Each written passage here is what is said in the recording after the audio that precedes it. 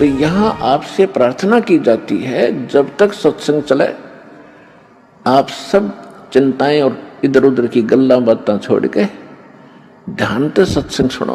उधर को कंधे पे बैठा लिया उन लालाओं ने, हर ने बोले बोलो दामोदर की जय। ने बोला नहीं, जय बोलो जिसने यू काम कराया है, बोलो कबीर परमेश्वर जी की जय हो।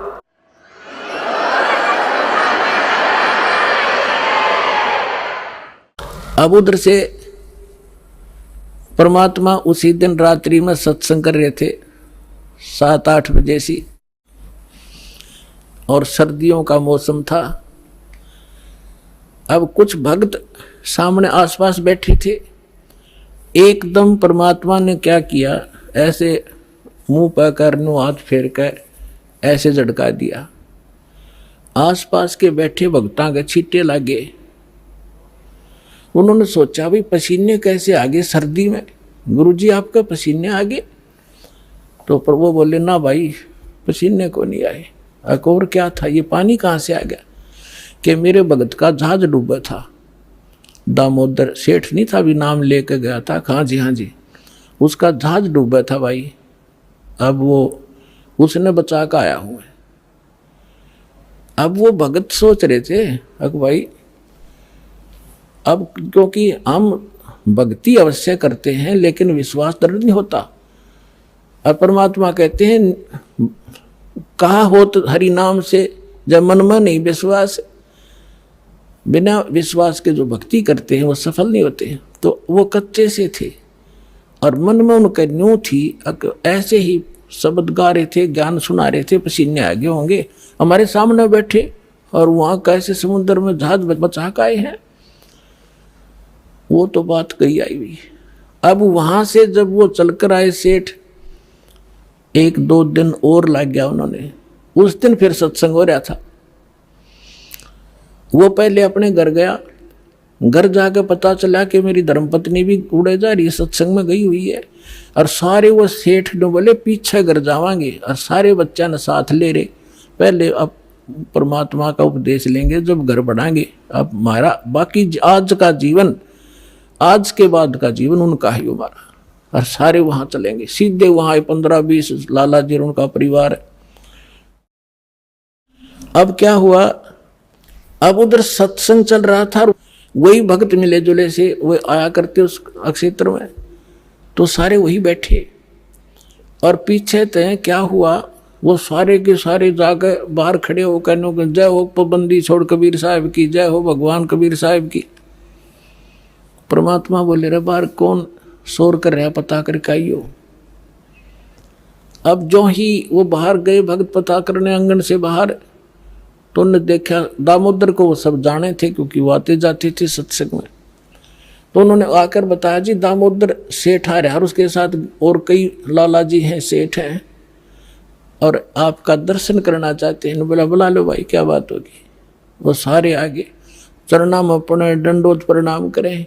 हे भगवान आपने दया कर दी, हमारे जीवन रक्षा कर दी। परमात्मा हमसे बहुत भूल हुई, हमने बहुत गलती की, आपके भक्त को बहुत सताया, टॉर्चर किया, इसको माफ़ करो हम अपराधियों को। भगवान आपने हमारी जान बचा दी, हमारा जहाज डूबता आपने बचा दिया। परमात्मा बोले क्या कह रहे हो भाई। और परमात्मा चाहो थे जिनका मन में शंका थी, वो उनका भ्रम निवारण करने के लिए एक सच बताओ, सारी कहानी क्या हुआ था कि भगवान ऐसे ऐसे हो गया था। हमने अपने सारे जंतर मंत्र कर लिए थे, कोई राहत नहीं मिली।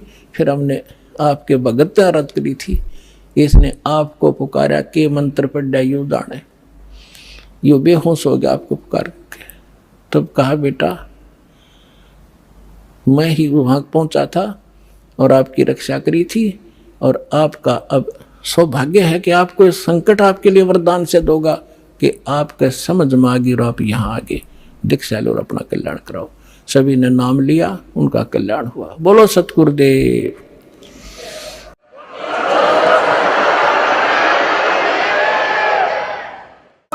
दामोदर सेठ के हुए थे अकाज, अर्ज करी डूबता देखे जहाज, दामोदर सेठ के होते अकाज। अर्ज करी डूबता देखे जहाज, लाज मेरी रखियो गरीब नवाज। समुद्र से पार लंघाने वाले, लाज मेरी रखियो गरीब नवाज। समुद्र से पार लंघाने वाले, धन धन सतगुरु सत कबीर भक्त की, पीड़ मिटाने वाले सत साहिब। परम पिता परमात्मा पूर्ण ब्रह्म, सारी सृष्टि के रचनहार कबीर देव, कबीर परमेश्वर जी की असीम रजा से आप सभी पुण्यात्माएं सत्संग सुनने के लिए उपस्थित हुए। जिन पुण्यात्माओं के, जिन प्राणियों के पुण्य बहुत ज़्यादा होते हैं, उनको मानव शरीर प्राप्त होता है। मानव शरीर दो प्रकार से प्राप्त होता है। एक तो टर्न वाइज मिलता है। परमात्मा का विधान है कि इस जीव को, भले ये कितना ही निकम्मा हो, 84 लाख प्रकार के प्राणियों के कष्टों को पूरा एक चक्कर लगाने के उपरांत इसको एक मानव शरीर परमात्मा अवश्य दिलवाते हैं। और दूसरी प्रकार का जो मानव शरीर प्राप्त होता है वो उन पुण्यात्माओं को होता है जो पहले भी मानव थे। उनके पुण्य ज़्यादा थे, जिस कारण से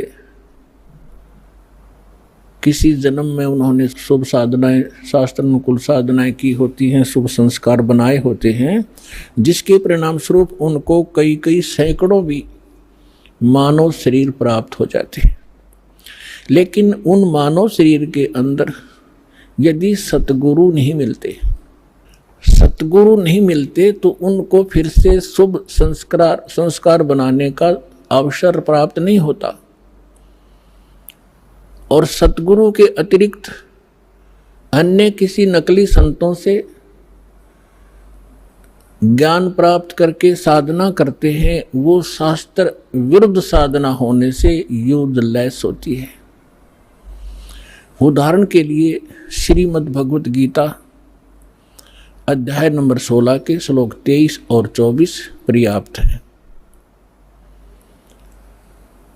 और जब तक हम शास्त्र अनुकूल साधना नहीं करेंगे, हमारे आध्यात्मिक शुभ संस्कार नहीं बन सकते।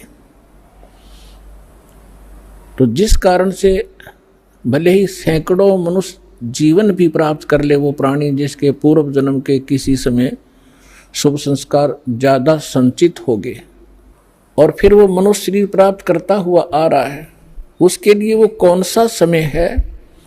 अब ये समय है जो ये प्राइम टाइम है। ये बिचली पीढ़ी प्रारंभ होगी कलयुग की। इसमें परमात्मा अपने बच्चों को अपने वचनानुसार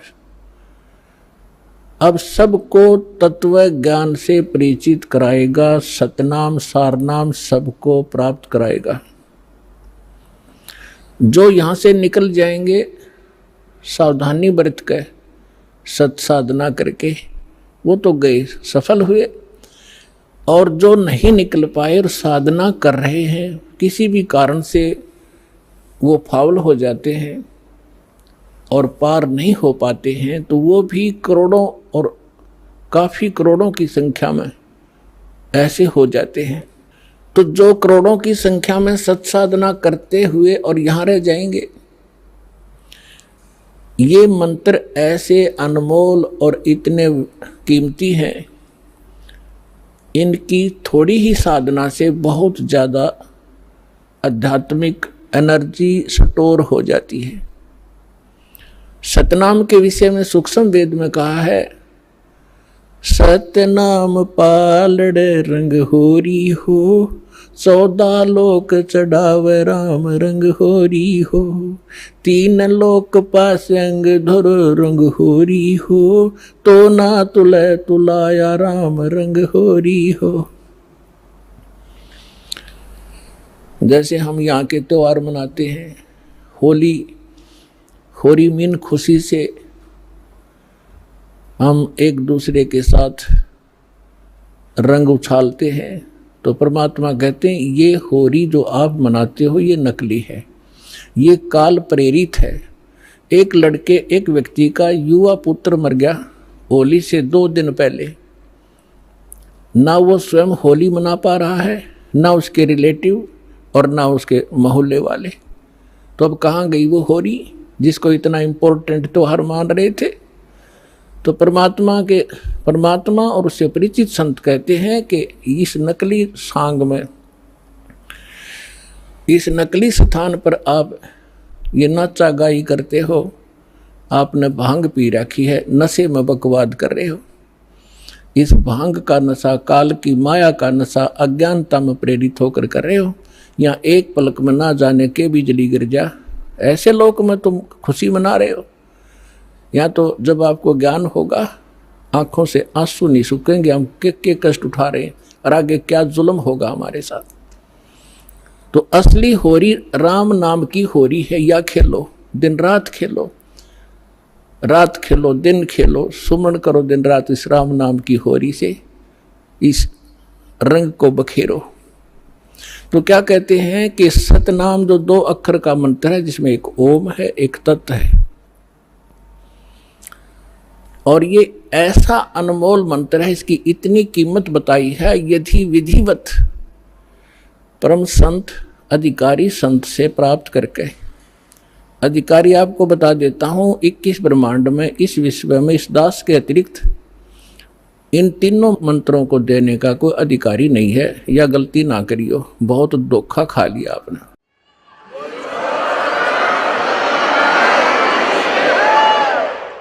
और कोई निकम्मी आत्मा इस दास से मंत्र प्राप्त करके स्वयंभू संत बनकर ये दान कर रहा है, वो महा अपराधी है भगवान का, और धोखेबाज है, वो डुप्लीकेट बना रहा है वो पासपोर्ट, जो आगे जाके आपको बहुत धोखा देगा। उसको काल का पक्का दूत समझना, उससे आप भी बचना, और जहाँ तक संभव हो जिसने उनको फंसा रखा है उन भाई बहनों को भी सतर्क करना प्यार से। तो क्या बताते हैं, इस सतनाम के 2 अक्षर के मंत्र का श्वास उश्वास से नाम जपना होता है। परमात्मा कहते हैं श्वास उश्वास में नाम जपो, व्यर्था सांस मत खो, ना जाने इसी श्वास को आवन हो कि न हो। फिर क्या बताते हैं कि ये इतना एक श्वास का एक सतनाम एक भी आपने सुमन कर लिया विधिवत अधिकारी संत से, और बिल्कुल सावधानी से, यानी सिमरन जब करते हो सतनाम का, बाहर जो मंत्र छोड़ते हो उसके ऊपर उसकी अंदर से जो उच्चारण होता है, श्वास के द्वारा महसूस होता है मैं क्या बोल रहा हूँ, और बाहर श्वास छोड़ते समय कौन से मंत्र का उच्चारण होता है, उसको अजप्पा जाप कहते हैं। बाहर छोड़ते हैं उस मंत्र के उच्चारण पर आपकी सुरत और नृत लगी रहे, मन लगा रहे। अंदर जौन सा लेते हैं, जो 2 अक्षर में से एक अंदर लेते हैं, उसके ऊपर भी आपका ध्यान रहे। वैसे मतलब नहीं कि हाथ में माला फिरती रहे, सांस चलता रहे और सुमन होता रहे, ये नहीं चलेगा। सुरत नृत और पवन, सुरत नृत मन पवन, ये चारों पदार्थ एकत्रित करने होते हैं। जब श्वास, पवन माने श्वास से सुमन करते हैं, तो उसके ऊपर हमारा सुरत और नृत और मन, और श्वास चल ही रहा है, ये पवन, इन चारों को एकत्रित रखना है। तो ऐसे एक सिमरन आपका पूरा हो गया। जल्दी नहीं करे इसमें, ये सहज मार्ग है।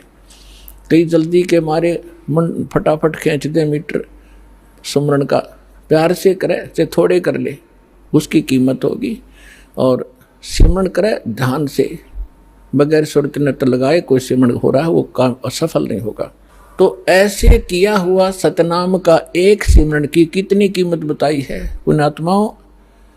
जिस व्यक्ति ने कभी लाल सुना ना हो, हीरा देखा भी नहीं हो, उसकी कीमत का पता ना हो, सुना भी ना हो, और उसको कोई एक पत्थर दिखावे कि ये एक चमकीला पत्थर जो आपको नजर आ रहा है ये करोड़ रुपए का है। अब सामने वाले ने कभी ये देखा नहीं, कभी उसका व्यवहार उससे पड़ा नहीं, तो वो मानने या ना मानने पर उसकी कीमत ज्यों की त्यों है। इसी प्रकार इस सिमरन की जो दास आपको दे रहा है ये हीरे हैं। मोती मुक्ता दर्शत नाही, ये जग है सब अंदरे, दिखत के तो नैन चश्म इनका फेरा मोतिया बंदरे। चारों युग में मेरे संत पुकारे, और कूक कहा हम हेल रे, हीरे माणिक मोती बरसे, ये जग चुगता ढेल रे। परमात्मा ने कहा कि मैं चारों युगों में आया हूं। सतयुग में सतसुकृत नाम था मेरा, और त्रेता में मुनिंदर, द्वापर में करुणा में, और इस कलयुग में कबीर नाम से मैं आया हूं। तो चारों युगों में मैं आया हूं। और परमात्मा का विधान वेदों से आपको बहुत बार बताया है कि वो परमात्मा कैसी लीला करता है। ऊपर रहता है सतलोक में, सह शरीर मनो सदृश्य है, वहां राजा के समान एक सिंहासन पर विराजमान है। वहां से गति करके आते हैं या अच्छी आत्माओं को मिलते हैं, उनको अपने से परिचित कराते हैं सचखंड सतलोक ले जाके, फिर उनको वापस छोड़ते हैं। फिर वो परमात्मा से परिचित महापुरुष परमात्मा के उस यथार्थ ज्ञान को संसार के अंदर फैलाते हैं, और परमात्मा स्वयं भी वही काम करने के लिए आते हैं। एक कवियों की तरह लोकोक्तियों के माध्यम से अपने ज्ञान को प्रचार करते हैं। तो क्या बता रहे हैं, चारों युग में संत पुकारे, कूक कहा हम हेल रे, हीरे माणिक मोती बरसे, ये जग चुगता ढेल रे। हम सत्य ज्ञान और सत्य साधना रूपी हीरे और मोती आपके सामने बखेरते हैं, और आपने उनकी पहचान नहीं है। आप ये कंकर पत्थर आन उपासना, अन्य देवी देवताओं की पूजा, ये भूत पूजाएं करके आप कंकर पत्थर इकट्ठे कर रहे हो, ये सोचकर ये बहुमूल्य होंगे। तो यहां परमात्मा कहते हैं हीरे मोती माणिक बरसे, ये जग चुगता ढेल रे। तो ये जो श्वास का सिमरन है ये लाल है आपका, और ये जितने भी एकत्रित करोगे इनकी उतनी ही कीमत होगी जो अभी दास बताने जा रहा है। क्या बताते हैं कि एक सिमरन आपने कर लिया श्वास का, एक सतनाम के 2 अक्षर का, एक मंत्र बाहर छोड़ा, दूसरा अंदर लेते हैं, ये एक कंप्लीट मंत्र बन गया। देख कितना आसान सी बात, चलते कर लो, बैठ के कर लो, लेट के कर लो, सफर में बस में कर लो, रेलगाड़ी में कर लो, इतना सिंपल वे। इन अज्ञानियों ने इसको पहाड़ बना रखा था, खड़े होकर तपो, धूने लगा लो, व्रत रखो, जंगलों में जा बैठो, और फिर जंगल में चले गए, रोटी के लिए फिर आए गृहस्थी के पास, दिए माई अंडे धक्के खाते। अब सारा काम अव्यवस्थित कर दिया इन लोगों ने, अज्ञानियों ने। तो क्या बताते हैं परमात्मा कि इस सतनाम के एक सिमरन की कितनी कीमत है। होय होय,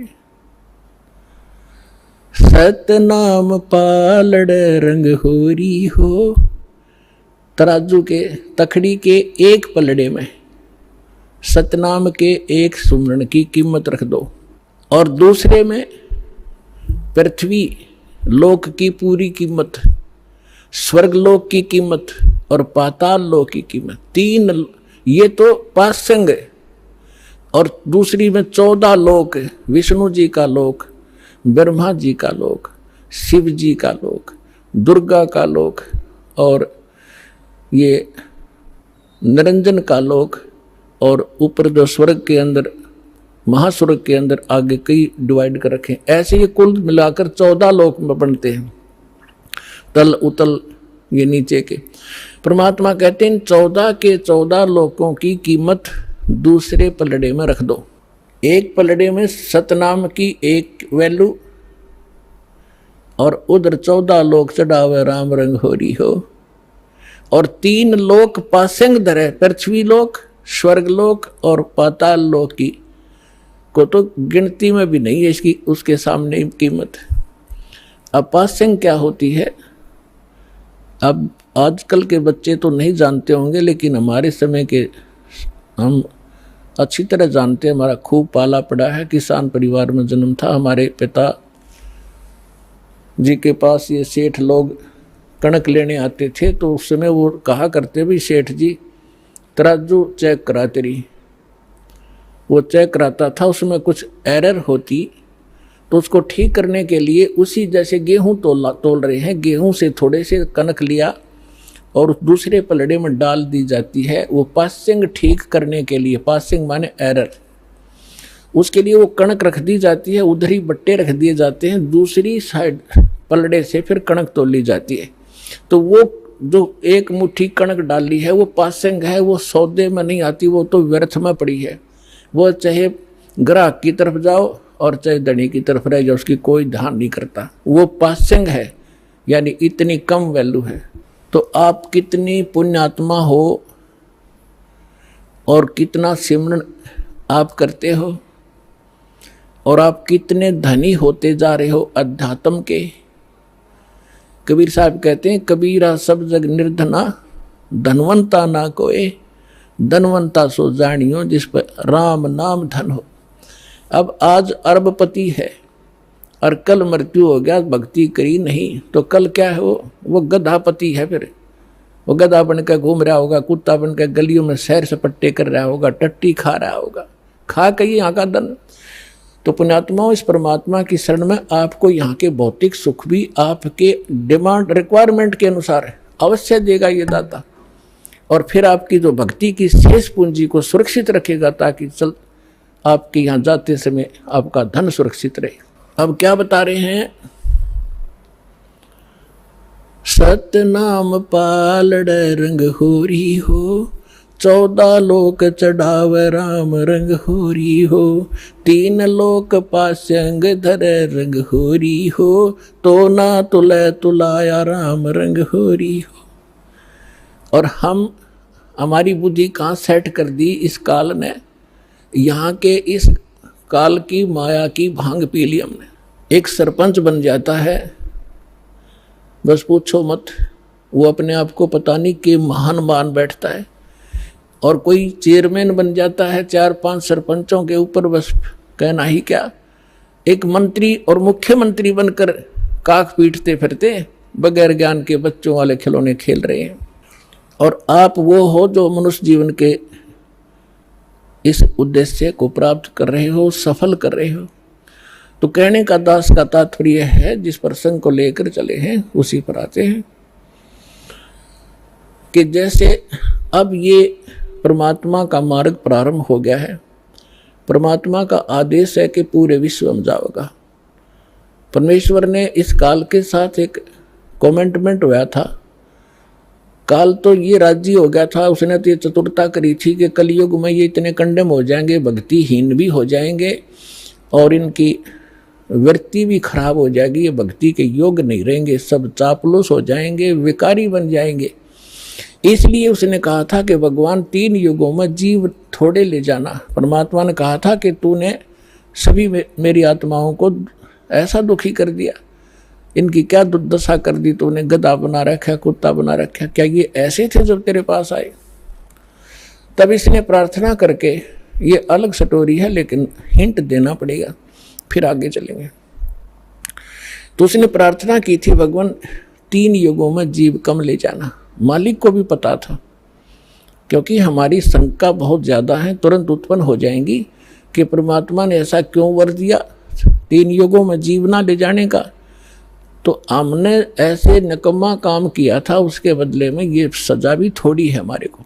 फिर भी परमात्मा को पता था कि सतयुग त्रेता द्वापर में इनकी घनी कमाई होगी भक्ति की, और ये दुखी नहीं होंगे। जैसे संस्कार आपके होंगे उसी प्रकार परमात्मा ने इस पृथ्वी पर वैसा ही माहौल बना देता है दाता। बढ़िया समय पर वर्षा होती है, बड़े फलदार वृक्ष होते हैं, सब शरीर हो जाएंगे, तो फिर सुख होता है उनको।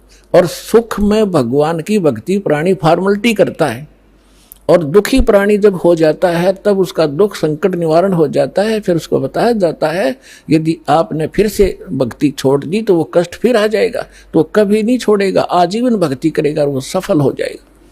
और सतयुग त्रेता द्वापर में ये जीव घना दुखी नहीं होता, शरीर मजबूत होता है, लंबी आयु होती है, खूब ठीक सा इसका जो है बना रहता है व्यवहार। तो उस मालिक को मालूम था कि ये भक्ति नहीं करेंगे, क्योंकि सभी भक्ति करते थे लेकिन शास्त्र विरुद्ध करते रहे, और जिस कारण से वो सोच रहे थे जो साधना हम कर रहे हैं इसी से हमें लाभ हो रहा है, और हो रहा था। वो पिछली बैटरी चार्ज से वो प्रयोग कर रहे थे, अपनी पिछली मलाई खा रहे थे। तो इस प्रकार परमात्मा को पता था, तब उसने कहा था ठीक है, चौथे युग में कलयुग में मैं अपना ज्ञान प्रचार करूंगा। तो काल ने कहा था कि देखो जी, जबरदस्ती ना करना, बलपूर्वक मत ले जाना, आपके ज्ञान को कोई माने, समझे, स्वीकार करे और आपकी भक्ति करे तो वो आपके हों, और जो मेरे ज्ञान को, जो मैं नकली अपने दूत भेजूंगा अपना ज्ञान प्रचार करने के लिए, उनका ज्ञान जो स्वीकार करे तो वो मेरे ही रहे, आप उनको बलपूर्वक न ले जाना। परमात्मा बोला बिल्कुल सही है, जब मेरा ज्ञान ही स्वीकार कोई नहीं करेगा तो खाक जाएगा मेरे लोक में, वो तो वही जाएगा जो मेरा ज्ञान स्वीकार करेगा, मेरी भक्ति ग्रहण करेगा, तब वो जाएगा। तो काल ने जब परमात्मा ने स्वीकृति दे दी, तब काल ने कहा था कि बेशक अब परमात्मा आए थे जोग जीत नाम से कि जाओ जोग जीत संसारा, जीव न माने कहा तुम्हारा, जीव तुम्हारा कहा न माने, हमरी ओढ़ हो बाद बखाने। फिर कहा था द्वादश पंथ करूं मैं साजा, नाम तुम्हारा ले करूं आवाजा, द्वादश पंथ नाम जो ले ही हमरे मुख में आन समोई, और अनेक पंथ चलाऊं या विद जीवों को भरमाऊं, देवल देव और पितृ धाम पुजवाऊं, और जब ऐसे नकली जब तब सबके मन लाऊं, और जाओ जोग जीत संसारा, जीव न माने कहा तुम्हारा, जीव तुम्हारा कहा न माने, हमरी ओढ़ हो बाद बखाने, मेरे वकील बन के खड़े हो जाएंगे, तो रामकृष्ण को कैसे भगवान नहीं मानते हो, क्या कर रहे हो। तो परमात्मा ने कहा था कि अब मेरी भी सुन ले दो बात। चौथा युग जब कलयुग आई, तब हम अपना अंश पठाई, काल फंद छूटे डर लोई, जो जितने तू बकवास कर देगा, जितने तू ये भ्रमित करेगा, बंधन बनाएगा, काल फंद छूटे नर लोई, सकल सृष्टि परवानी खोई। ये परमात्मा का वचन है बच्चों, कोई डूम भाट के गीत नहीं है, समर्थ के वचन है। कि कहते हैं कलयुग बीते 5500 पाचा, तब ये वचन मेरा होगा साचा, और कलयुग बीत जावे जब एता, सकल सभी प्राणी और परम पुरुष पद चेता। परमात्मा ने कहा था कि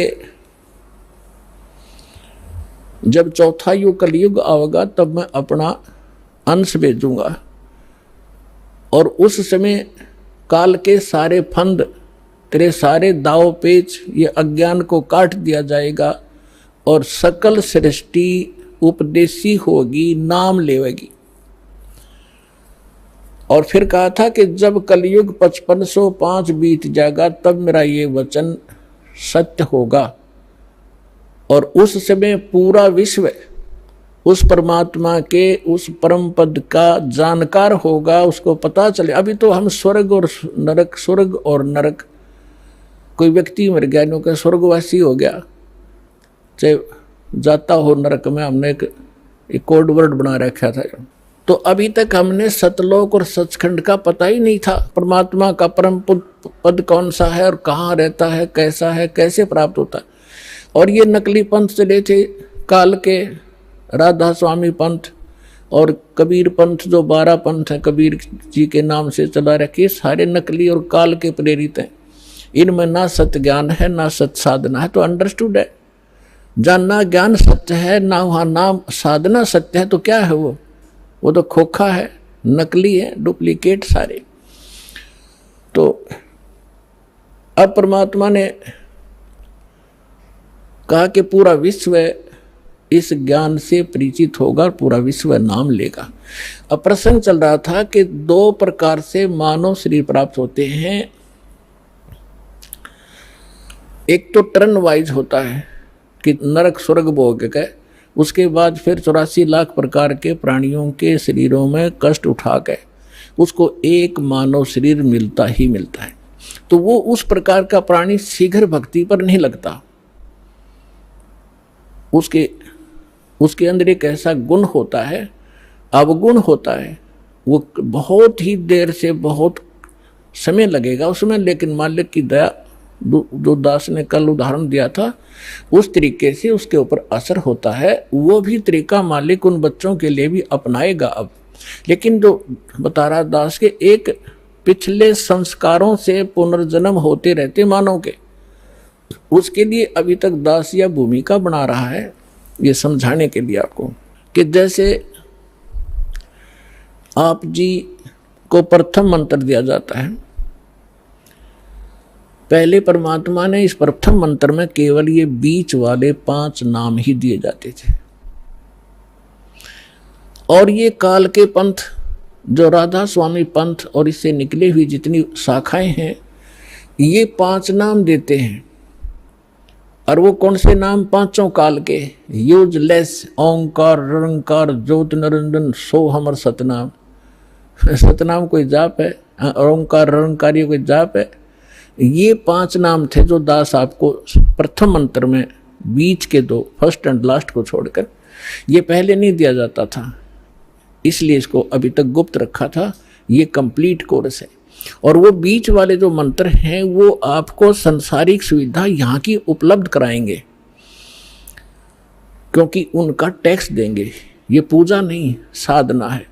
साधना और पूजा में अंतर होता है। जैसे हम पूजा करते हैं परमात्मा को पाने की, तो हम परमात्मा को पाने के लिए जो भी प्रयत्न करते हैं वो साधना है। जैसे हमारा पूज्य है जल, हमने जल प्राप्त करना है, तो जल प्राप्त करना जमीन के अंदर है, तो हमारा जो पूज्य है, इष्ट है, वो है जल।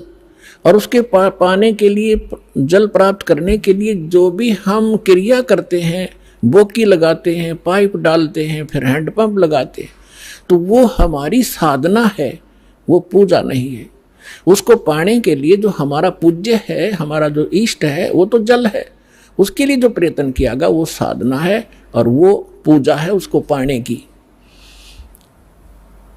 तो इस प्रकार इसको पूजा और इसको समझना। हमारी आस्था तो जल के अंदर है, उन इंस्ट्रूमेंटों में थोड़ी है, और उनके बिना वो मिले नहीं। तो इसी प्रकार ये जो प्रथम मंत्र आपके दिए जाते हैं ये साधना है। और इस जैसे इस दूसरे शब्दों में दास आपको कहे कि जैसे ये मंत्र एक ऐसी कमाई है, ऐसी शीघ्र इफेक्ट करती है, देवताओं को विवश करते हैं ये मंत्र आपको लाभ देने के लिए। जैसे आपको बताया था कि भैंसे को भैंसा भैंसा करता रहो, वो कभी ध्यान नहीं देता। आप वैसे गुण गाए जाओ, जय गणेश देवा, माता थारी पार्वती, पिता माँ देवा, हम घोट रखे थे हमने, ये कभी नहीं सुनेंगे। और इनका एक मंत्र दे रखा है आपको, उसका जाप करो, तुरंत अटैक होगा उनके ऊपर जाके और सतर्क होंगे। क्या हो गया बच्चे को, क्या डिमांड है इसकी, देखो इसका अकाउंट कितना हमारे इसमें, उस तुरंत उसका राहत दी जाएगी। तो जो भैंसे ने भैंसा भैंसा करो कतई नहीं सुने, अरे एक बार कर दो हुर्र, वो तुरंत देखेगा नू और अट्रैक्ट होगा, दौड़ने की चेष्टा करेगा उस आवाज़ की ओर। तो परमात्मा ने ये मंत्र हमें दिए थे, लेकिन बीच में काल के दूता ने इस कबीर पंथ का जहाँ स्टार्ट हुआ था दामा खेड़ा वालों से, तो 5वीं पीढ़ी तक ये 5 मंत्र चले थे। उसके बाद 6ठी पीढ़ी में दामा खेड़ा वालों के जो महंत था वो एक टकसारी नाम का इसी कबीर पंथ की ब्रांच बन गई थी नकली। उसने भ्रमित कर दिया कि तुम बात करते हो सतलोक की और सचखंड और सतपुरुष की, और पूजा कर रहे हो तुम देवी देवताओं की, ये कहे कि भक्ति है तुम्हारी। तो भ्रमित हो गया, उसको ज्ञान नहीं था, छठा पीढ़ी वाला था। उसके बाद फिर उन्होंने एक शब्द सिलेक्ट कर दिया जो कबीर सागर में लिखा है, अजर नाम अमीर नाम पाताले सब सिंधु नाम यही हंस का काम। ये कोई मंत्र है? ये तो एक श्लोक शब्द है। तो इन मंत्रों से इन आपकी पूजा नहीं है। पूजा हमारा कबीर देव पूज्य है, उसको प्राप्त करना, सतलोक हमारा प्राप्त करना उद्देश्य है। और ये साधनाएं हैं, ये इंस्ट्रूमेंट हैं, ये प्रयोग करने ही करने पड़ेंगे। अब उसके बाद जो सतनाम आपको दिया जाता है, सतनाम के अंदर एक आध सिरफिरा जो विशेषकर वो व्यक्ति भ्रमित होता है जिसके कर्म घड़े बिगड़ जाते हैं, जो 100, 200, 1000, 2000 व्यक्तियों को भ्रमित करके उनको अपने पीछे लगा के गुरु बन बैठता है।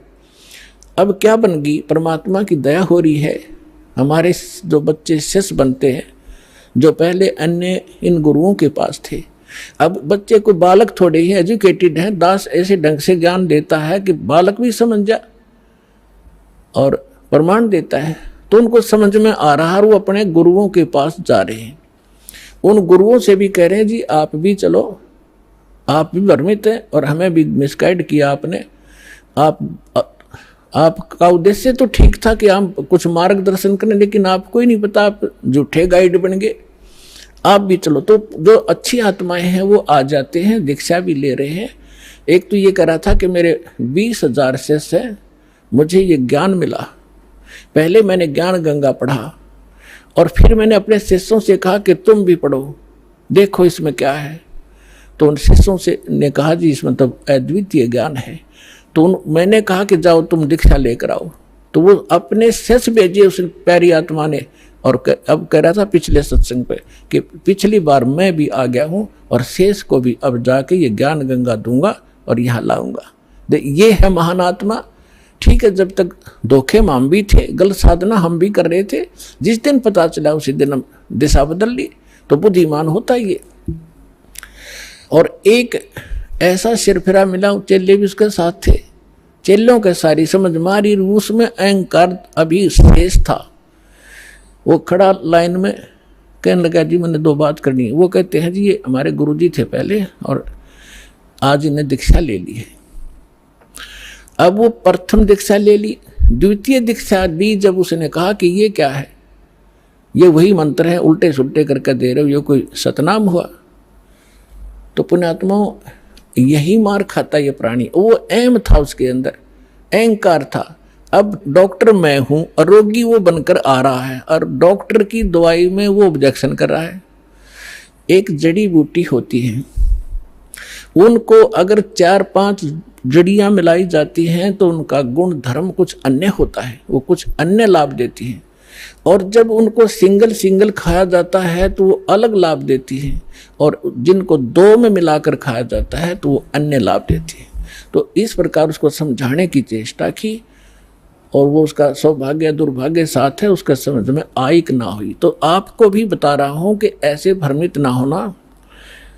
पहले तो ये देखो कि जो ज्ञान दास ने आपके रूबरू किया है, विश्व में आज तक ब्रह्मा विष्णु महेश क्लियर नहीं कर सके इसको। इस दास पे दया हुई, तो आगे कौन सी का चीज छोड़ दूंगा मैं, ये भी विचार कर लेना।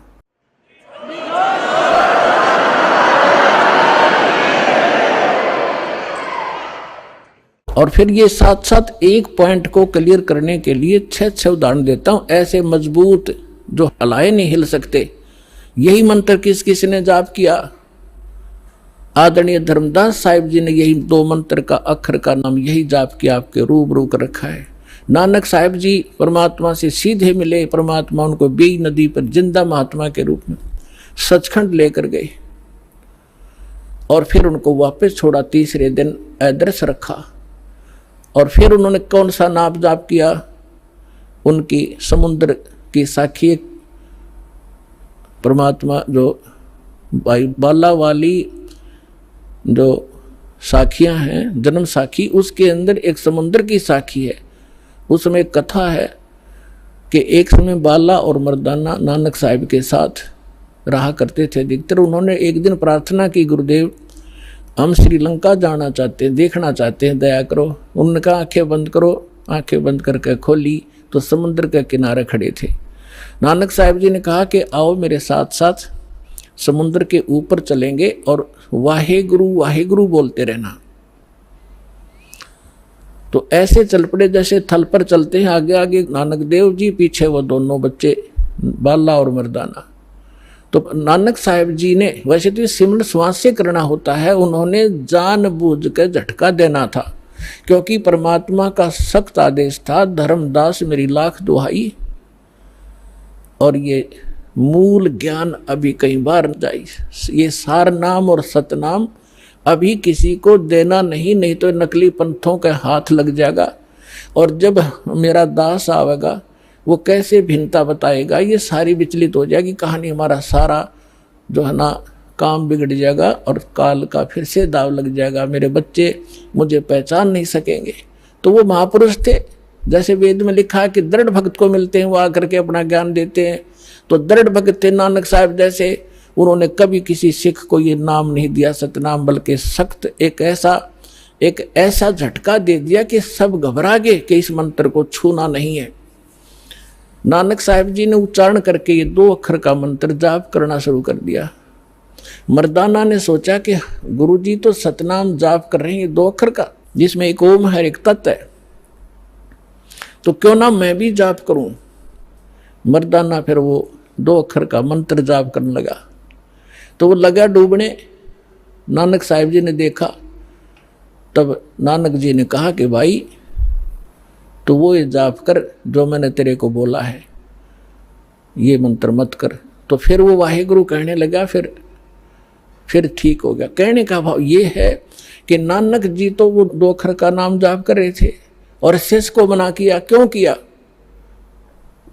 वो परमात्मा के प्यारे बच्चे थे, उनको मालूम था कि यदि आज ये डिस्क्लोज हो गया तो बट्ठा बैठ जाएगा। आज तक किसी सिख को इस सतनाम की भनक भी नहीं है, ना वो ग्रंथ साहिब में रखा, अलग अलग स्थानों पर रख दिया, लेकिन सीधा नहीं रखा और वहां से प्रमाणित हो गया। और इसके साथ साथ आदरणीय गरीबदास साहिब जी को परमात्मा मिले, गांव छुड़ानी, जिला झज्जर, हरियाणा में, खेतों में 10 वर्ष के थे। सचखंड लेकर गए और फिर बहुत काफ़ी समय 8-10 घंटे ऊपर रखा परमात्मा के बच्चे को, फिर वापस छोड़ा।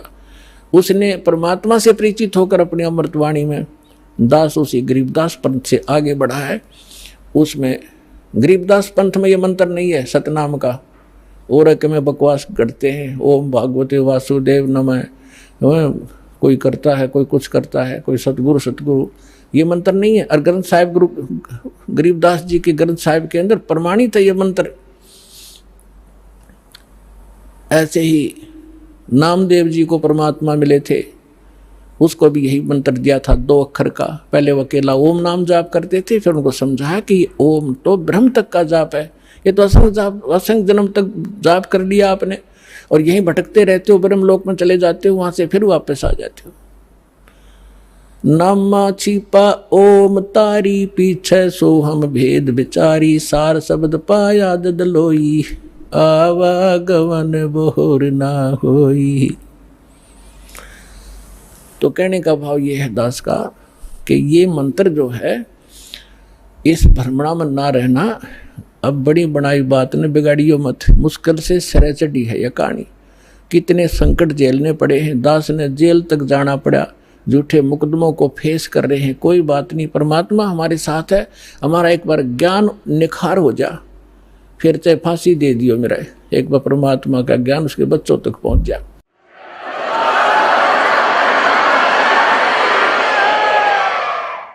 तो पुण्यात्माओं, परमार्थ के लिए संत आते हैं, और जो परमार्थ नहीं कर सकता वो खाक संत है।